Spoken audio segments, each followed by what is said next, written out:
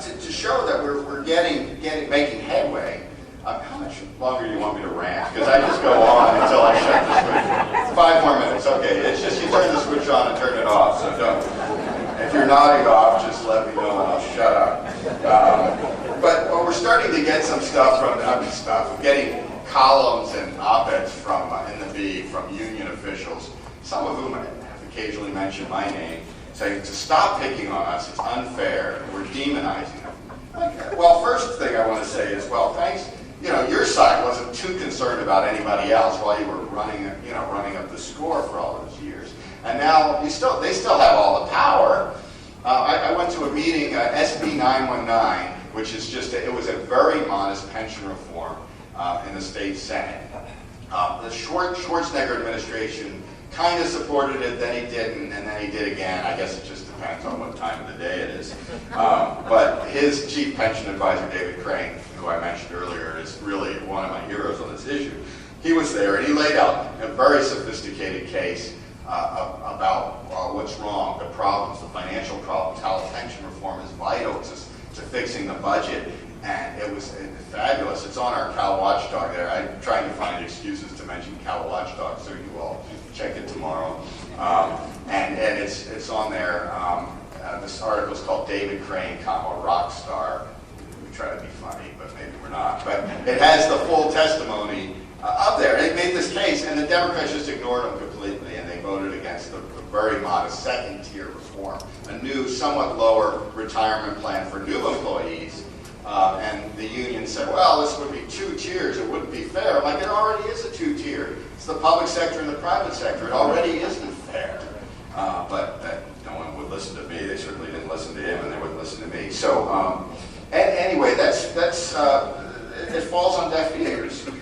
So the only way that in this state that the legislators are going to listen to us is if people like you start voting them out, or start insisting, or taking it to the initiative process. I think the initiative leaves the most hope for me, because the way some of these districts are, I mean, God bless any of these candidates who go up against some of the lunatics you have representing you in the Bay Area, and I sure hope they win. But when I look at some of the registrations, like a friend of mine up in Northern California somewhere had called me and asked my advice. He was going to run for Congress, and I'm like, well, let's look at the registration, and it was like 77% Democrat. Like, seriously, if your opponent dies in the middle of the race, and I'm not wishing that on him, but if he dies, you'll still lose. That's true. You'll still lose. So what are you going to do? That's the way the districts are, and redistricting has, redistricting is still going to take some time, and that'll remain to be seen if it works. And I forget the initiative number, but there's one that would try to undo the redistricting that hasn't even been done yet. So I'm looking at the initiative. Now, of course, the unions have the power in the initiative process. They still have all the money, but you don't need to match them dollar for dollar. And you can do a lot of initiatives at the local level, that's encouraging to me. Some of the possibilities for local initiatives.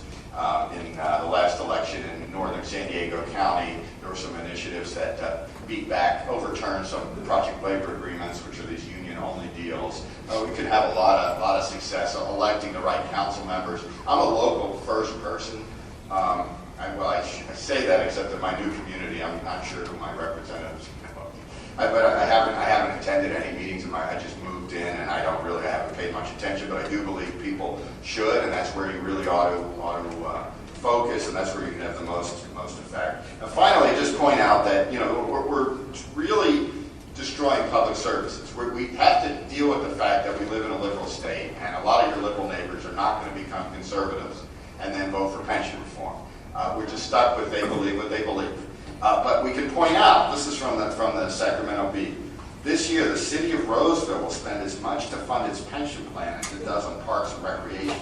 San Luis Obispo will spend 6 times as much on pensions as it does on prosecuting criminals. I mean, the Bee again. County government is becoming a pension provider that provides government services on the side.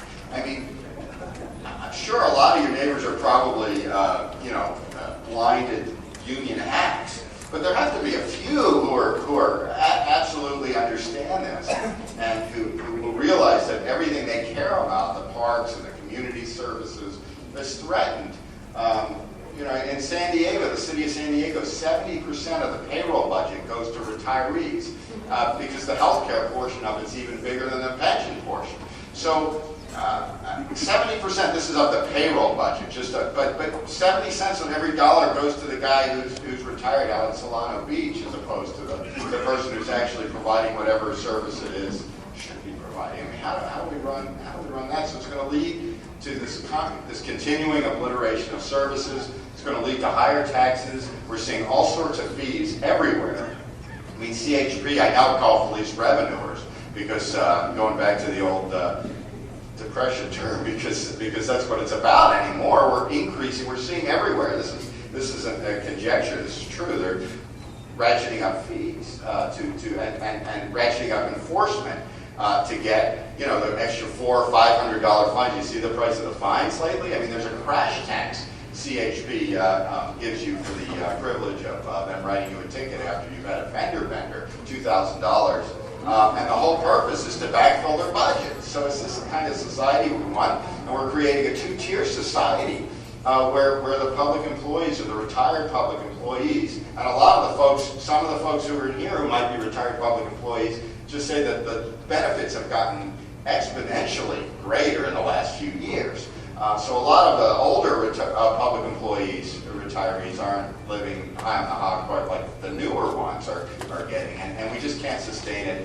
We're creating an unfairness in society. We're depleting public services, and I don't know what else to say other than, but there's good news. So people are starting to get it a little bit, and there's maybe some hope with folks like you get active and insisting that your local councils address the issue, thinking about initiatives, and holding their feet to the fire.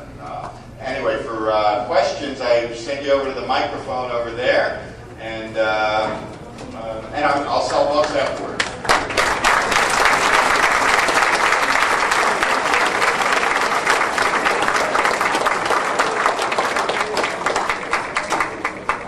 Let us say, for the sake of argument, that I could talk to my liberal friends and neighbors and convince a few of them that this problem is real. Rather than just continue the rant that you had this evening, which has been great, by the way.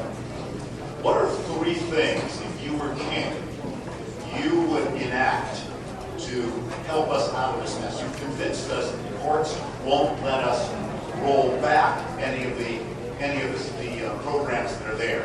What could we do to solve this problem? When I wrote the book, I felt like people weren't talking about it enough, so it's kind of a little bit of a screed, but trying to get push people into action.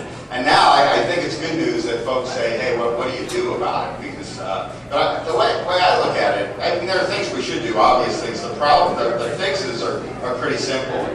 You cut back benefits, and you reduce the pay levels, you reduce the pension benefits, you increase accountability, you open records. The problem's a political one because the legislators in this state aren't going to want to do any of these things.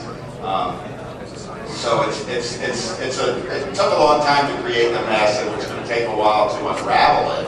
And I look at it, I say it's kind of akin to the one's relative, I won't speak of any in particular, who spent their life doing all sorts of ridiculous things, and then they're basically one step away from homelessness, and they say, okay, wise guy, what do I do about it? Well, how many hours do you have? But essentially, though, for a starting point, we need to implement a new second-tier pension benefit for new hires. Let's at least stop the bleeding.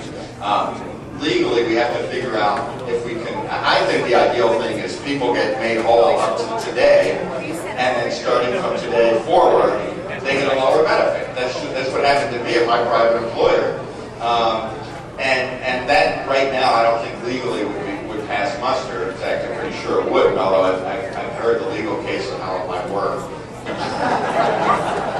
Now, Steve.